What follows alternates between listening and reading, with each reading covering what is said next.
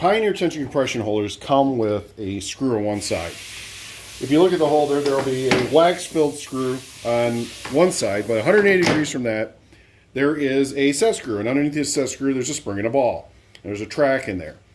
If the screw is flush, it's smooth compression. If I tighten it halfway, I get a hard start. If I go all the way, I get lockout, so it won't go into compression. This allows you to set up different applications. Allows you to, if you got certain materials where you want to go tension only tapping, or if you want a little resistance on compression, it allows you to adjust it either way. The second thing we've done, only with size 3, is we've added a second release point. So most adapters, to release it, you got to put it into full compression and pull the adapter out. But if you've dealt with size 3, you know those springs are pretty tough, and it's a fight sometimes to get the adapter out of there.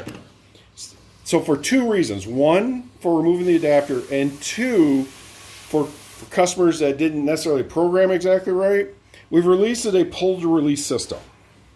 So if you grab it and you come up and you exceed tension stroke, the adapter is released.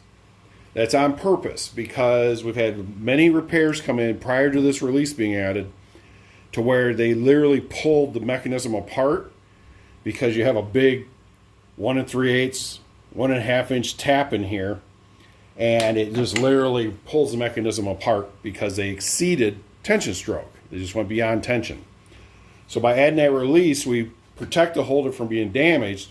We also give you a second way to take the adapter out. So if you don't want to fight that compression spring to change adapters, just pull straight out.